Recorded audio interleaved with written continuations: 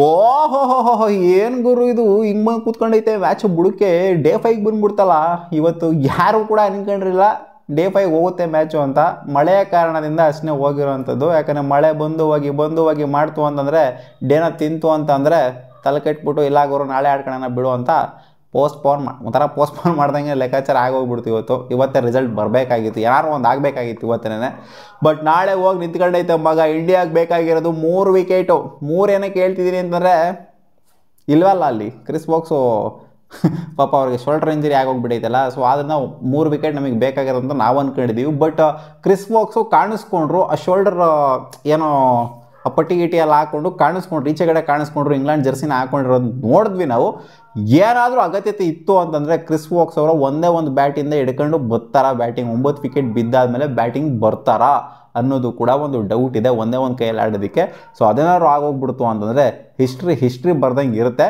ಬಹುಶಃ ಬಂದರೂ ಬರ್ಬೋದು ಅಂತ ಅಂದ್ಕೊಂಡಿದ್ದೀನಿ. ಒಟ್ನಲ್ಲಿ 9 ವಿಕೆಟ್ ನಮಗೆ ಮೇಯ್ನು. ಅಂದರೆ ಇನ್ನು 3 ವಿಕೆಟ್ ಏನಿದೆ, ಇನ್ನು 3 ವಿಕೆಟ್ ಮೇಯ್ನು. ಅವ್ರಿಗೆ ಬೇಕಾಗಿರೋದು 35 ರನ್ನು. ಏನು ಬೇಕಾದರೂ ಆಗ್ಬೋದು, ಇವಾಗಲೂ ಕೂಡ ಏನು ಬೇಕಾದರೂ ಆಗ್ಬೋದು.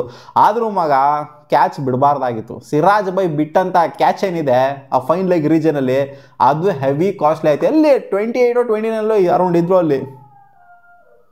ಅಲ್ಲಿಂದ ತೊಗೊಂಡೋಗ್ಬಿಟ್ರಲ್ಲ ಅವರು ಹ್ಯಾರಿ ಬ್ರೂಕ್. ಸೆಂಚುರಿನ ಹೊಡೆದ್ಬಿಟ್ರು ಅಲ್ಲಿ.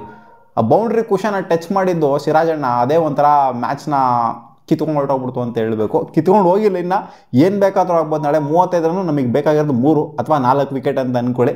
ಕ್ರಿಸ್ ವೋಕ್ಸ್ ಏನು ಲೆಕ್ಕಕ್ಕಿಲ್ಲ, ಬಟ್ ಆದರೂ ಕೂಡ ಒಂಥರ ಲೆಕ್ಕಕ್ಕಿರುತ್ತೆ.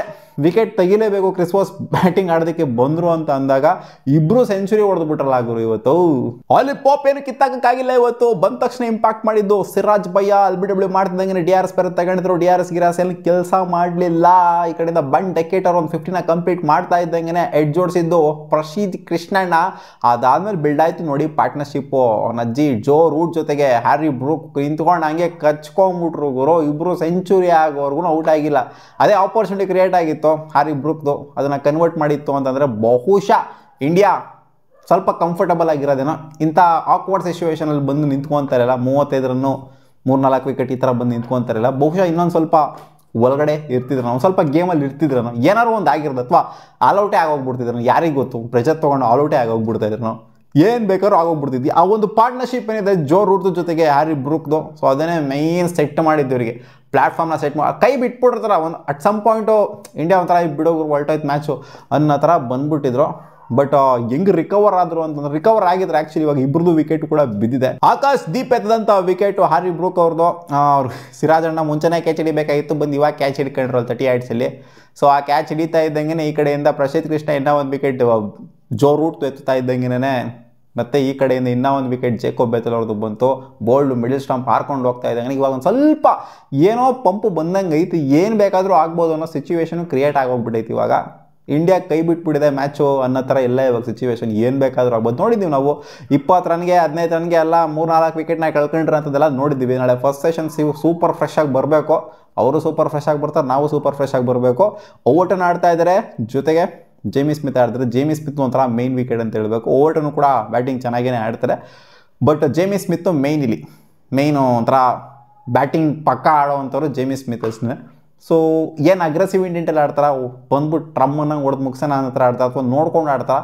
ಕಾದು ನೋಡಬೇಕು ಏನಾಗುತ್ತೋ ಗುರು ನಾಳೆ.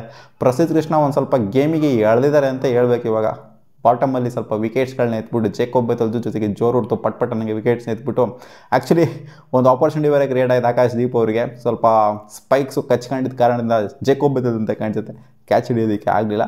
ಒಟ್ಟಲ್ಲಿ ಫೀಲ್ಡಿಂಗ್ ಸ್ಟ್ಯಾಂಡರ್ಡ್ಸ್ ಏನೋ ಅಷ್ಟೊಂದಾಗಿ ಇರಲಿಲ್ಲ, ಹೆವಿ ಆಗಿರಲಿಲ್ಲ. ಆಕಾಶ್ ದೀಪು ಒಂದು ಬಾಲ್ನ ಬೌಂಡ್ರಿಗೇನೆ ಒದ್ಬಿಡ್ತಾರೆ, ಹಂಗೇನೆ ಕಾಲಲ್ಲಿ ತೊಳೆಯೋಕೆ ಹೋಗ್ಬಿಟ್ಟು ಬೌಂಡ್ರಿಗೆ ಒದ್ಬಿಡ್ತಾರೆ. ಸೊ ಫೀಲ್ಡಿಂಗ್ ಸ್ಟ್ಯಾಂಡರ್ಡ್ಸ್ ಅಂತ ಹೇಳ್ಕೊಳ್ತಾರೆ ಅಂತೂ ಖಂಡಿತ ಇರಲಿಲ್ಲ ಇಂಡಿಯಾದು. ಬಟ್ ಇಂಡಿಯಾ ಕಡೆಯಿಂದ ಫೈಟಿಂಗ್ ಸ್ಪಿರಿಟ್ನಂತೂ ಮೆಚ್ಕೊಳ್ಳೇಬೇಕು. ಫೀಲ್ಡಿಂಗ್ ಸ್ಟ್ಯಾಂಡರ್ಡ್ಸು ಅದೇ ಕ್ಯಾಚಿಂಗ್ ಅದು ಇದು ಎಲ್ಲ ಪ್ರಾಬ್ಲಮ್ ಆಗಿರ್ಬೋದು, ಬಟ್ ಫೈಟಿಂಗ್ ಸ್ಪಿರಿಟ್ ಈ ಸೀರೀಸಲ್ಲಿ ನಾವು ಖಂಡಿತ ತೋರಿಸಿದ್ದೀವಿ. ಅವರು ಕೂಡ ಒಪ್ಕೊಳ್ಳೇಬೇಕು. ಯಾಕಂದ್ರೆ ಅಂತ ದಿಲ್ ತೋರಿಸ್ಬಿಟ್ಟು ಆಡಿದ್ದೀವಿ. ಕ್ಲೋಸ್ ಮ್ಯಾಚ್ಗಳು ಬಂದಿದೆ, ಎಲ್ಲ 5ನೇ ದಿನಕ್ಕೆ ಬಂದಿದೆ ಮ್ಯಾಚು. ಈ ಮ್ಯಾಚ್ನು ಕೂಡ 5ನೇ ದಿನಕ್ಕೆ ಬಂದ್ಬಿಟ್ಟು ನಿಂತ್ಕೊಂಡಿದೆ. ಹೆವಿ ಫೈಟ್ ಕೊಟ್ಟಿದ್ದೀವಿ ಇವರು ಈ ಸೀರೀಸಲ್ಲಿ. ಅಷ್ಟು ಈಸಿಯಾಗಂತೂ ಇಂಗ್ಲೆಂಡ್ ಅವರಿಗೆ ಈ ಸೀರೀಸ್ನ ಒಂಥರ ಅವ್ರು ಗೆದ್ರೂ ಕೂಡ ಅಷ್ಟು ಈಸಿಯಾಗಿ ಅವ್ರು ಕಷ್ಟಪಟ್ಬಿಟ್ಟೇ ಗೆದ್ದಿರೋದು, ಹೆವಿ ಕಷ್ಟಪಟ್ಬಿಟ್ಟು ಗೆದ್ದಿದ್ರು ಈ ಸೀರೀಸ್ನ. ಆ ಥರ ಆಗುತ್ತೆ. ಬಟ್ ಇನ್ನೂ ಗೆದ್ದಿಲ್ಲ ಅವ್ರ ಸೀರೀಸ್ನ. ನೋಡುವ ನಾಳೆ ಏನಾದರೂ ಮಾಡ್ತಾರ ಇಂಡಿಯಾ ಅಂತ. ಏನಲ್ಲಿ ವಿತಿನ್ 1 ಅವರಲ್ಲಿ ಡಿಸೈಡ್ ಆಗುತ್ತೆ ನನ್ನ ಪ್ರಕಾರ. 35 ರನ್ನು ಇವ್ರಿಗೆ ಬೇಕಾಗಿರೋದು ವಿಕೆಟ್ಸು. 1 ಅವರಲ್ಲಿ ಪಕ್ಕ ಡಿಸೈಡ್ ಆಗುತ್ತೆ ಅನ್ನೋ ಥರ ಕಾಣಿಸ್ತೈತೆ ಸೀನ್ ನೋಡ್ತು ಅಂದರೆ. ಏನೋ ಒಂದು ಸ್ಟ್ರಾಟಜಿನ ಮಾಡ್ಕೊಂಬರ್ತಾರೆ ಇಂಗ್ಲೆಂಡ್ ಅವರು. ನೋಡೋಣ ಏನಾಗುತ್ತೆ ಅಂತ. ನಿಮಗೇನು ಅನಿಸ್ತು ಮಗ? ಇಂಡಿಯಾ ಅದೇ ಇನ್ನೇನದು ಕ್ಯಾಚ್ನಲ್ಲಿ ಹಿಡ್ಕೊಂಡ್ಬಿಟ್ಟಿತ್ತು ಅಂದರೆ ಇನ್ನೂ ಒಳಗಡೆ ಗೇಮಲ್ಲಿ ಚೆನ್ನಾಗಿರೋರು ಅಥವಾ ಗೆದ್ಬಿಟ್ರು ಇಂಡಿಯಾ, ಅವ್ರು ಕ್ಯಾಚ್ ಬಿಟ್ಟರು ಮ್ಯಾಚ್ ಬಿಟ್ಟರು ಅನ್ನೋ ಥರ. ಇನ್ನೂ ಬಿಟ್ಟಿಲ್ಲ ಮ್ಯಾಚು, ಅದೇ ಹೇಳ್ತಿಲ್ವಾ ನಾಳೆ ಏನು ಬೇಕಾದರೂ ಆಗ್ಬೋದು ಅಂತ. ಬಟ್ ಒಂಥರ ಮ್ಯಾಚ್ ಬಿಟ್ಟಿರೋ ಥರನೇ ಆಗಿದೆ ಸಿರಾಜಣ್ಣ ಅವರು ಆ ಕ್ಯಾಚ್ನ ಬಿಟ್ಟಿದ್ದು. ಬಟ್ ಇರಲಿ, ಒಟ್ಟಿನಲ್ಲಿ ಈ ಸೀರೀಸಲ್ಲಿ ನಾವು ಮಾಡಿದಂಥ ಕಮ್ಬ್ಯಾಕ್ಗಳು, ಬೌನ್ಸ್ ಬ್ಯಾಕ್ಗಳು, ಫೈಟಿಂಗ್ ಸ್ಪಿರಿಟು ಇದನ್ನಂತೂ ಮೆಚ್ಕೊಳ್ಳೇಬೇಕು. ಇಂಡಿಯಾ ಸೋತರೂ ಕೂಡ. ನಿಮ್ಗೇನು ಅನಿಸುತ್ತೆ ಕಾಮೆಂಟ್ ಸೆಕ್ಷನಲ್ಲಿ ಹಾಕಿ ಏನಾಗ್ಬೋದು ಅಂತ. ನನಗೇನೋ ಅನ್ನಿಸ್ತೆ ಇಂಗ್ಲೆಂಡ್ ಗೆಲ್ಬೋದು ಅಂತ. ನೋಡೋಣ ಏನಾಗಿದೆ ಅಂತ. ಬಾ.